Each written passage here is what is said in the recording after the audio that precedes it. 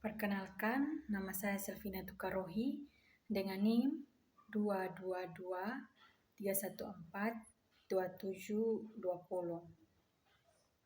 Saya dari kelas 5B Akuntansi Sektor Publik. Di sini saya akan menjelaskan materi tentang analisis anggaran.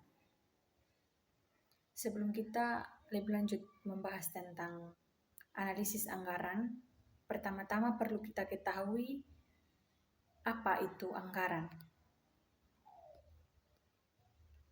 Anggaran adalah perencanaan keuangan untuk masa depan yang pada umumnya mencakup jangka waktu 1 tahun dan dinyatakan dalam satuan moneter. Anggaran ini merupakan perencanaan jangka pendek organisasi yang menerjemahkan berbagai program ke dalam rencana keuangan tahunan yang lebih konkret.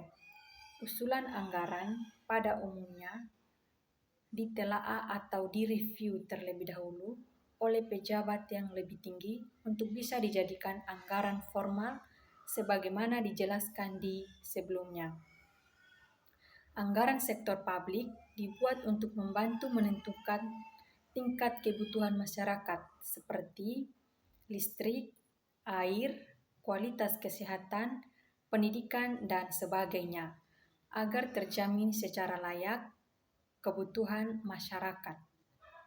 Yang kedua, apa saja perencanaan anggaran? Yang pertama, ada beberapa poin. Yang pertama, ada formulasi kebijakan anggaran adalah penyusunan arah dan kebijakan umum APBD sebagai dasar dalam perencanaan operasional. Yang kedua, perencanaan operasional anggaran adalah penyusunan rencana kegiatan dan alokasi sumber daya dalam sistem anggaran kinerja arah dan kebijakan umum APBD mempunyai fungsi utama yaitu fungsi perencanaan dan pengendalian pengukuran kinerja berbasis analisis anggaran.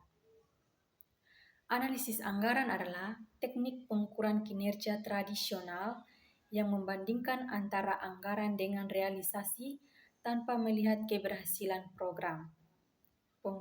Yang berikut, pengukuran kinerja berbasis analisis anggaran dapat dilakukan dengan menilai selisih atau varians antara anggaran dengan realisasinya. Hal-hal yang dapat melatar belakangi terjadinya perubahan APBD dibahas bersama dengan DPRD dan selanjutnya dituangkan dalam perubahan arah dan kebijakan umum APBD serta perubahan strategi dan prioritas APBD.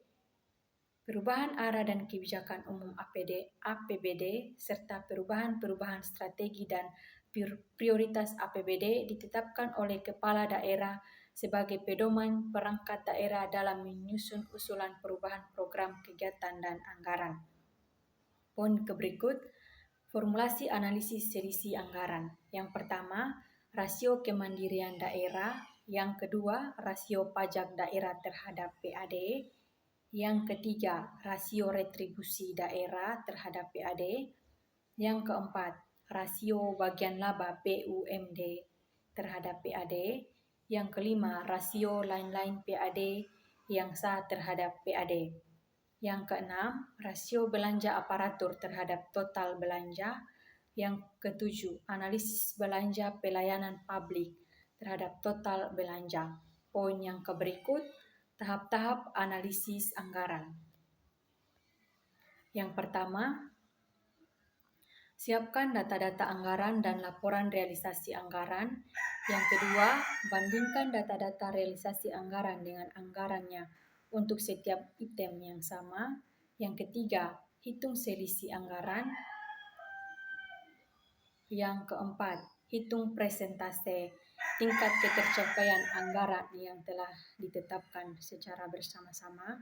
Dan yang kelima, lakukan analytical prosedur dengan pembuatan rasio-rasio kinerja seperti rasio kemandirian, rasio efektivitas, rasio efisiensi, dan lain sebagainya. Sekian presentasi dari saya. Terima kasih.